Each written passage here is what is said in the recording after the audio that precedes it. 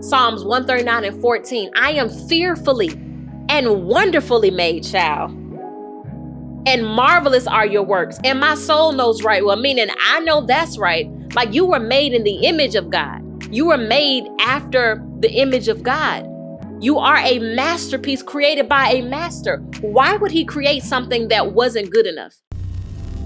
Welcome to the Code of Confidence podcast, where we have candid, encouraging, and uncomfortable conversations around confidence. I am your host, Destiny Inspire, the empowerment juggernaut, also known as the Confidence Queen. And we're here to crack the codes that are keeping us from tapping and stepping into full, complete confidence. And guess what? We're now creating our own. So let's get started.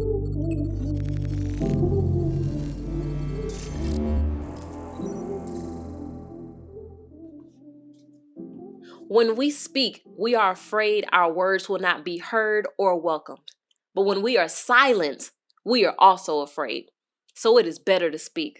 A quote by Andre Lord. This is the Code of Confidence podcast, and I am your host, Destiny Inspire, and I am so glad that you are here to join us for a sacred, safe space where we have very much encouraging, very much uncomfortable, and very much candid conversations around women's confidence, what it takes to gain it, why we lose it, and how we can develop and cultivate it, right? To walk in who we are called to be, and baby, what we are called to do. If you enjoy anything that is said during this podcast or this time that we have together, I urge you, girl, go ahead and press that subscribe button. Go ahead and add some comments. Connect with your girl, Instagram, Facebook. Get on the mailing list and stay connected to everything that we have going on. If you have questions, drop them below. If you have comments, let us know. I want to hear your voice. And so interesting that we are on the topic of speaking and using our voice. It's not a coincidence that in our society as women, we do not really tap into how powerful our voices are, how powerful it is when we speak and have something to say. But rightfully so, when you look at society, there are many ways that we've been silenced, that we've, been made to feel like our voice didn't matter, or our words were not important, or we've been suppressed with them so much until we like, why should I even try to speak up? We've been talked over. We've been made to feel ashamed, whether of our past, our education, or our upbringing, or our current situations in life. And we don't fully step out and use the power of our voice.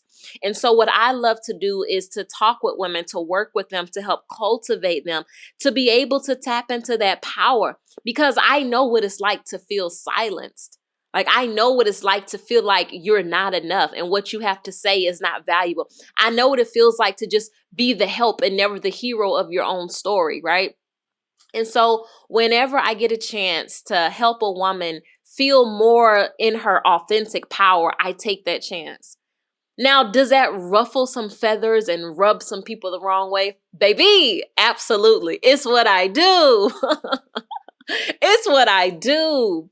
And interesting enough, I did a call talk. I'm doing a series for my Queen Council Empowerment and Prayer Call series, and it's called Audacious. And in it, we're going through the word, using the Bible to pull out audacious women who were not afraid, and if they were, operated in spite of their fear and said things, did things, became things that were so unrealistic of that time, right? The word audacious itself, in its essence, I read, is to do something courageous or brave that could offend others.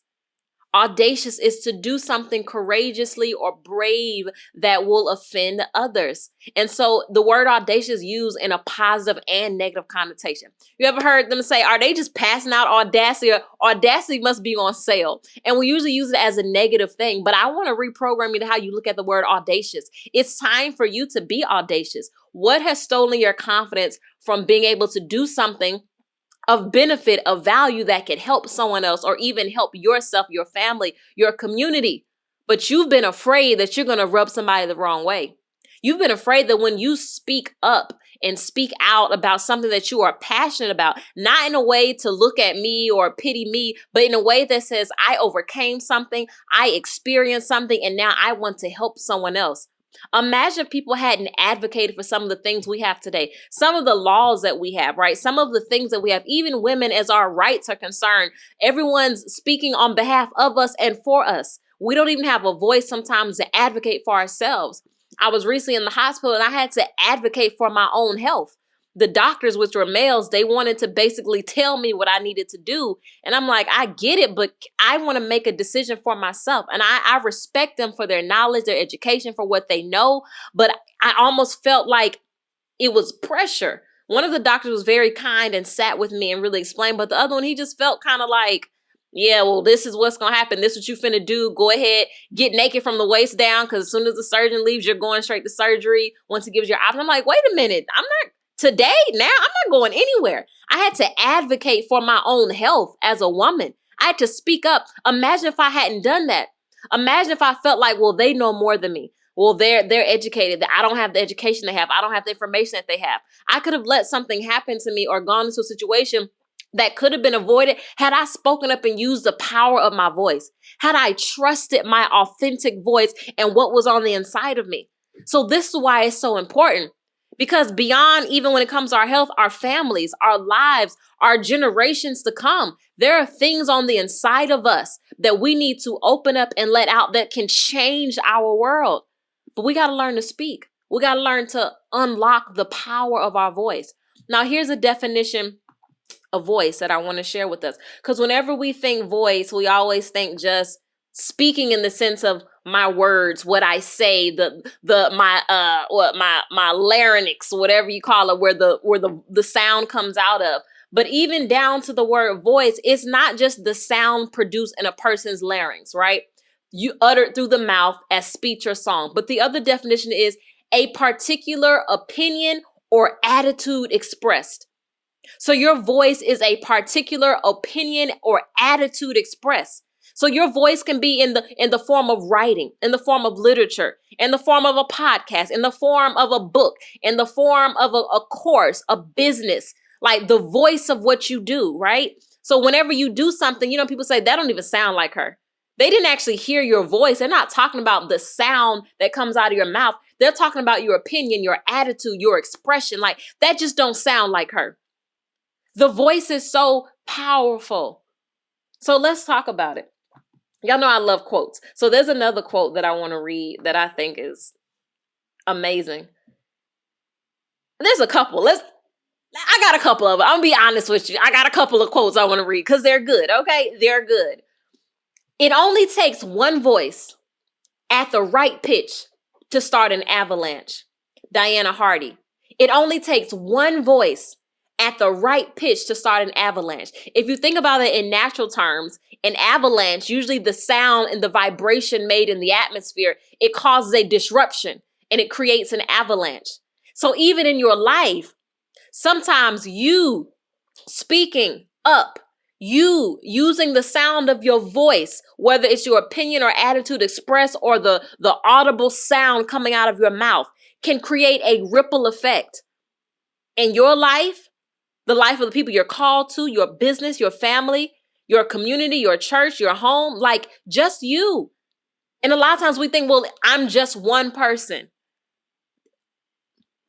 Baby, all it takes is one. You don't need an army. All it takes is one. When I made the decision to stop hiding behind, well, I'm a woman. Well, no one wants to hear what I have to say. Well, I took the word submission to the extreme. Well, that means I shouldn't speak at all. I don't need to express my opinion, or I'm just going to play it safe. I'm going to stay in the background. I'm going to fall back. I don't want to do too much because I don't want to offend anybody.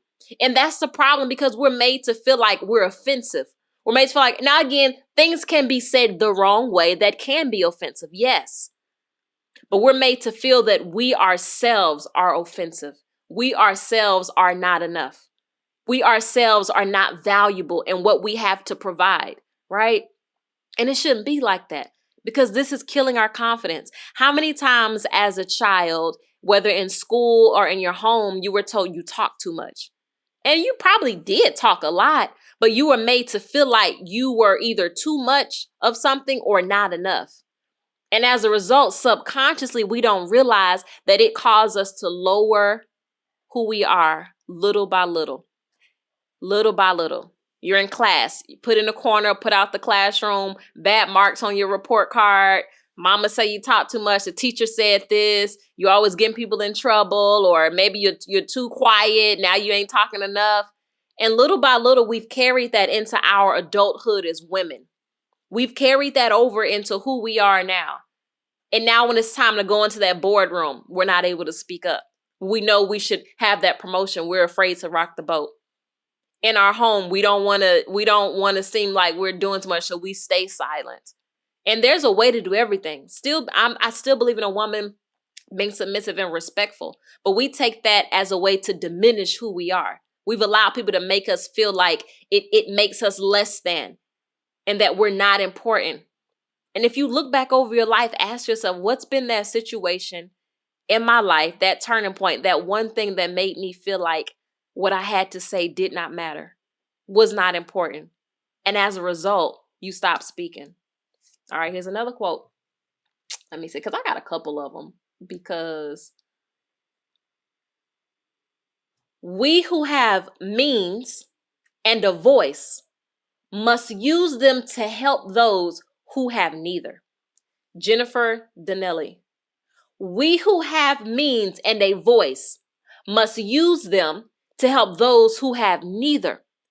Many of us, we have a voice, we have means, we have the ability to create and shift change, whether that's through a business, whether that's through a book, whether that's through a podcast, whether that's through song, music, drawing, artistry, whatever. We have something that other people are waiting for.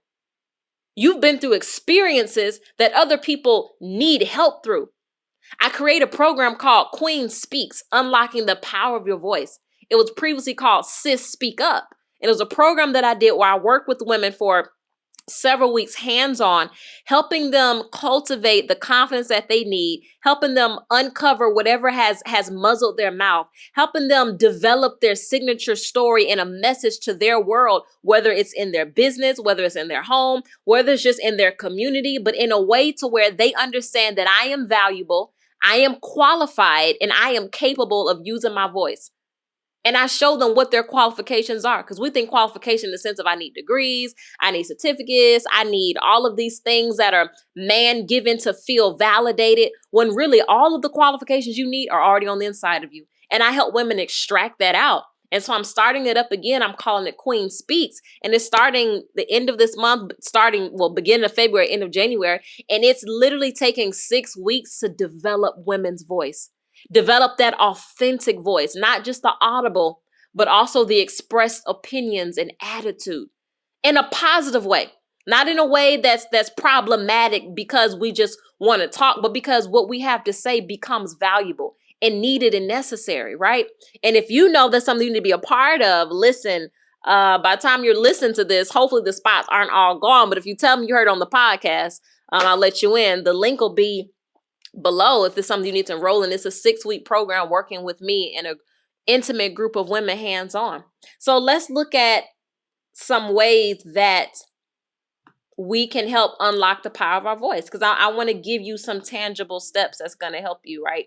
Even if you're not a part of the program, I want you to understand. So 1, you have to identify how you were created and who you were created by. Right? So Psalms 139:14 says, I will praise you, for I am fearfully and wonderfully made. Marvelous are your works, and my soul knows right well. Psalms 139:14, I am fearfully and wonderfully made, child. And marvelous are your works, and my soul knows right well. Meaning, I know that's right. Like, you were made in the image of God. You were made after the image of God. You are a masterpiece created by a master. Why would he create something that wasn't good enough? Why would he create something that wasn't enough? Something that wasn't powerful? We serve a powerful God. We were created by a powerful being. Why would he make us less than? It says, what is man that thou art mindful of him? The son of man that thou would visit him. I made him a little bit lower than the angels and crowned him with glory and honor. And by him, he's not talking about the gender, but the species of mankind together. It's not excluding women. So 1, identifying who you are and who you were created by.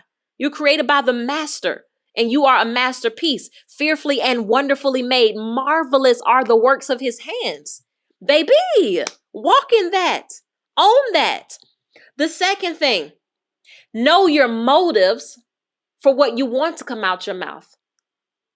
If you know that your motive is pure, if you know that what you are saying is going to help, if you know what you are saying is to be beneficial in some kind of way, to leave someone better than the way you found them, then open your mouth. Motives. Because a lot of times it's not what we say. Sometimes it's the motive in which we say it in. But when you know that your motive is right, you may not get it right the first time around. It may not come out the way that you wanted it to, but you can never perfect something that you haven't tried. You can't perfect something you've never performed. You have to perform and then perfect it. So, number 3, decide what your positive self-talk will be. When I talked about the woman formerly known as the one with the issue of blood in the Bible, she said to herself, self-talk. She said to herself, within herself. She didn't need anybody's validation of her thoughts or feelings. She didn't need anybody's co-signing or opinions. She said within herself, if only I can touch the hem of his garment or coat or cloak, I will be made whole. What is your positive self-talk like? Because most of us, we don't even have positive self-talk. It's all negative. Here I go again. I'm so dumb. I'm stupid. This never works. So I can't figure it out. Why does this always happen to me? The more you talk like that, the more your life is going to show up like that. Baby, this is the Code of Confidence podcast where we have very much candid, very much encouraging, and very much uncomfortable conversations around confidence. And I'm your girl, Destiny Inspired. It's getting a little uncomfortable, is it not? Girl, what you talking about? How are you talking to yourself? We don't want anyone else to talk to us any kind of way, but we'll talk to ourselves any kind of way. We'll put ourselves and we'll look in the mirror and pick out everything that's wrong with us, every blemish, every flaw, every row, every mark. What is your positive self-talk? A woman who had been bleeding with a condition for 12 years, who was considered ceremonially unclean by the Mosaic law, out in public, making everyone else impure based on that time, said to herself, if only I can touch the hem of his garment, I know I'll be healed. Do you have that kind of courage and confidence? Do you have the audacity? Are you audacious enough to speak positively to yourself and tell yourself how valuable you are, how worthy your words are? What is your positive self-talk? You want to speak like a queen? You want to communicate like a queen? You want to speak up? It starts with how you're speaking to yourself. Sis, how are you speaking to you? It's not about anyone else when you know who you are, when you're able to accept who you are, when you validate you, because you don't need people to do because you are not a car. And validation is really for parking, not for people. But when you know who you are, you can affirm and validate it for yourself. Then you're one step closer to tapping into that authentic confidence. All right, I'm almost done. Is it good? Like, baby, if you ain't hit that subscribe button yet, baby, if you have not shared this, if you have not commented, go ahead. This is the Code of Confidence. We're cracking the codes and creating our own. What codes have you created that told you your voice wasn't valuable and your words were not worthy? Let's create new codes to communicate with ourselves in a different way, right? Codes are a way that a computer communicates.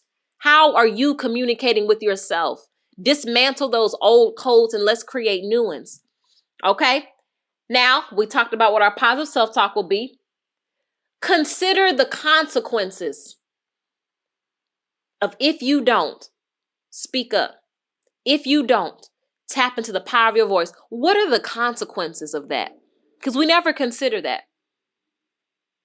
Are there things that you are called to break in your bloodline by speaking up? Meaning that could be therapy. That could be counseling. That could be coaching. That could be writing a book. That could be creating a program. That could be showing up differently at work. That could be being an advocate for something that's important to you. What are going to be the consequences if you continue to play it safe? Who's going to have to suffer? Because now it's going to be beyond just you, because your life is not just about you, sis. You're called to a generation of people. You're called to a culture, not to mix with the culture, not for clout of the culture, but to change the culture. So what are the consequences by not doing that? Who's going to have to suffer with the things that you've overcome because you're not ready to use the power of your voice and create a positive impact and change in your world? Is it your children? Is it your unborn children? Is it your children's children? Are you going to allow a generational cycle to continue in your life because you're not ready to address it? What are the women in your family dealing with? And it's something that bothers you and you're like, this don't bother anybody? Like, gosh, it just bothers me because you're called to do something about it. God gives us certain pains and certain holes and voids that can only be filled by our purpose. That can only be curated and fixed by walking in our calling.